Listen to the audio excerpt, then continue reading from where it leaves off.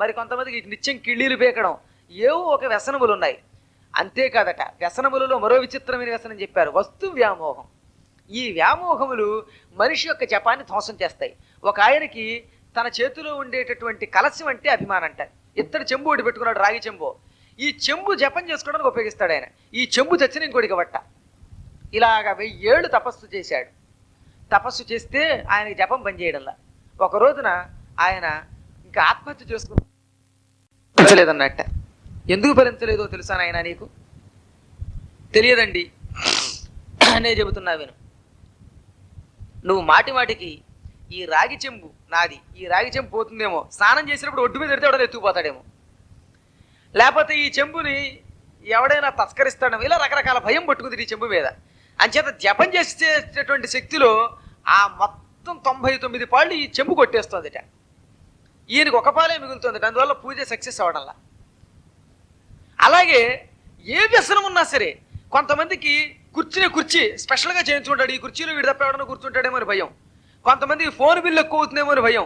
మరి కొంతమందికి ఎవడికి ఏదైనా జపం చేస్తున్నప్పుడు వ్యసనం అంటే అది తెలియక మన వ్యసనం అంటే కేవలం చుట్టా సిగరెట్ ఇవే అనుకుంటాం. ఇవన్నీ వ్యసనాలని చెప్పారు వ్యాసుల వారు.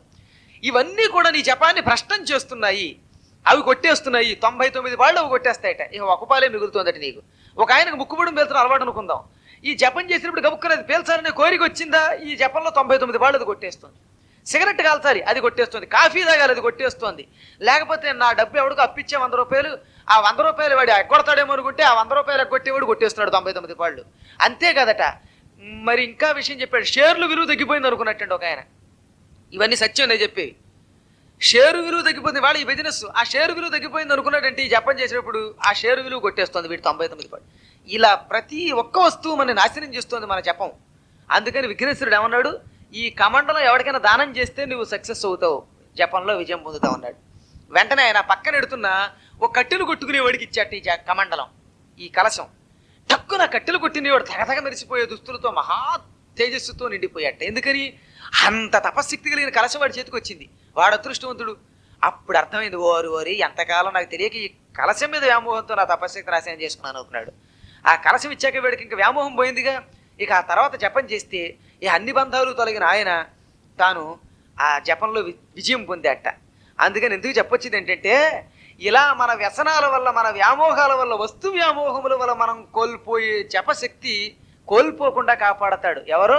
గణపతి. ఎప్పుడు? మనం చెప్పిన ఈ దూర్వాంకురములతో ఓం సుముఖాయ నమః దూర్వాంకురం సమర్పయామి అని పూజ చేసినట్టే ఇది. అప్పుడు వాడు ఆ పూర్తి ఫలితాన్ని పొందుతాడు, విజయం పొందుతాడు. ముఖ్యంగా యోగ సాధన చేసేవాడు తప్పనిసరిగా చెయ్యాలి. అప్పుడు వాడికి మూలాధార చక్రంలో వింత వింత అనుభవాలు పొంది తద్వారా సహస్రానం యొక్క మాధుర్యాన్ని చవిచూస్తాడు అని శాస్త్రం చెబుతోంది. కాబట్టి ఆ గణపతి ఈ విషయాన్ని వివరించాట. దూర్వాంకురం కూడా అందులోంచి పుట్టిందిటండి. తర్వాత ఎన్ని విశేషాలు చెప్పారండి. ఇట్లు